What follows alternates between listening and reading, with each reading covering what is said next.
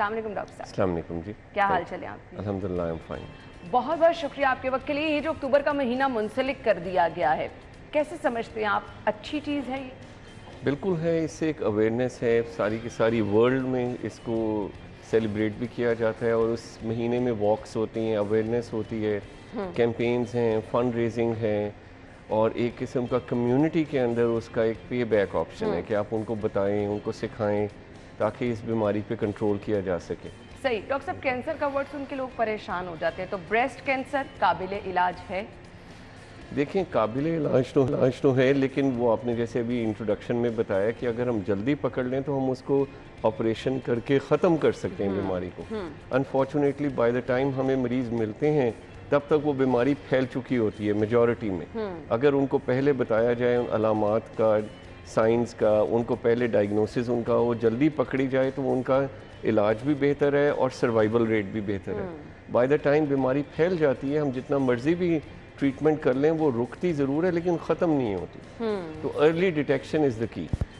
जितनी जल्दी पता चल जाएगा, मतलब जैसे कि डॉक्टर साहब ने कहा, उतनी जल्दी इलाज शुरू करके आप मुकम्मल तौर पर उसका खात्मा भी कर सकते हैं।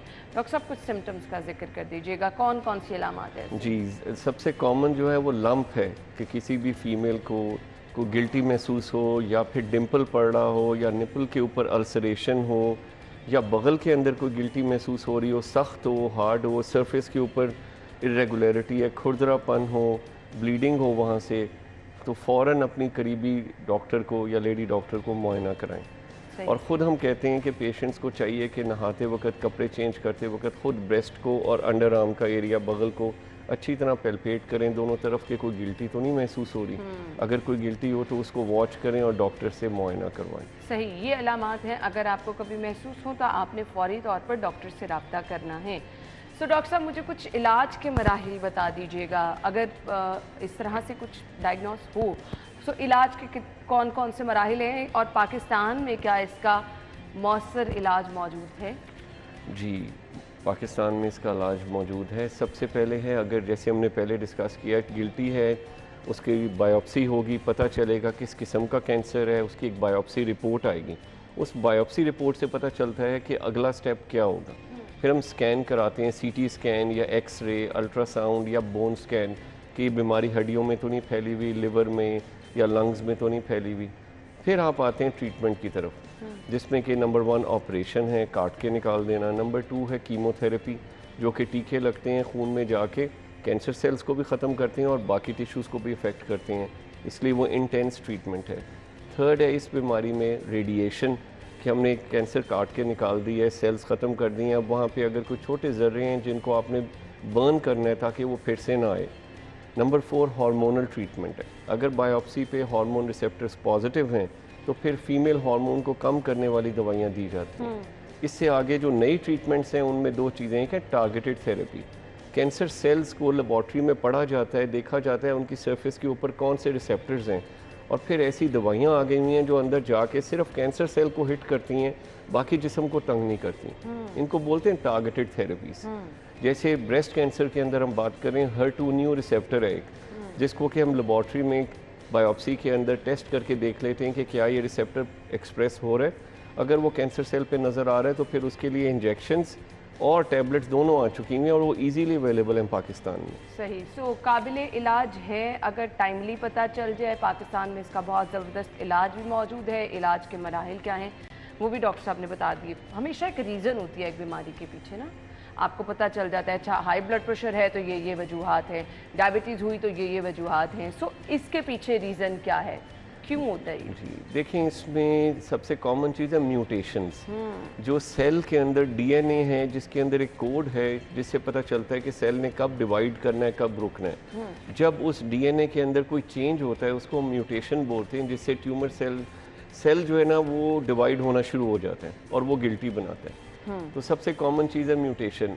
हमें ये नहीं पता म्यूटेशन की वजह क्या है। क्या इसमें डाइट है, कुछ हमारी खुराक है ऐसी, या इसमें कोई एनवायरमेंटल फैक्टर्स हैं, कोई पोल्यूशन है, रेडिएशन है, क्या है।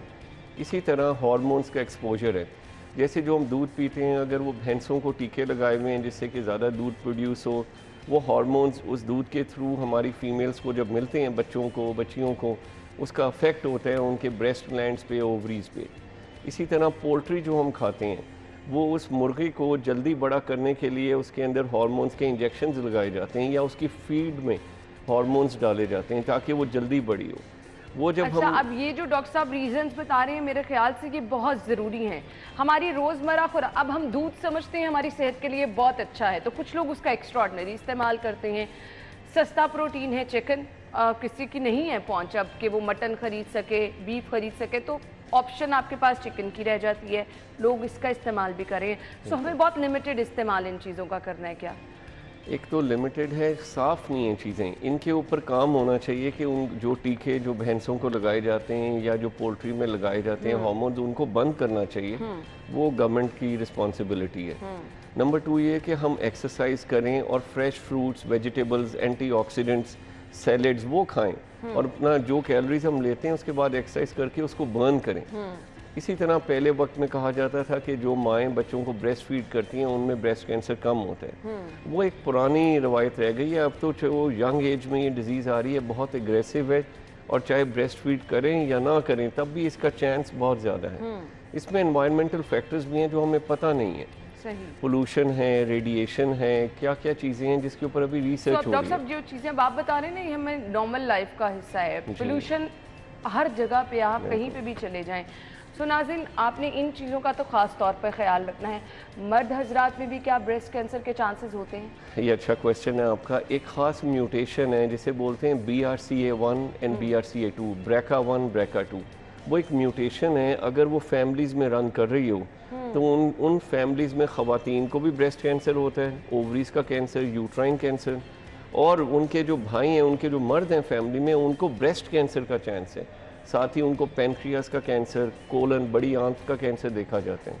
तो अगर किसी फैमिली में ये रन कर रहा हो, जैसे माँ को है और फिर यंग एज में बेटी को है या उनकी बहनों को है, तो फिर हम उनको बताते हैं कि आप ये म्यूटेशन BRCA1 BRCA2 का टेस्ट कराएं।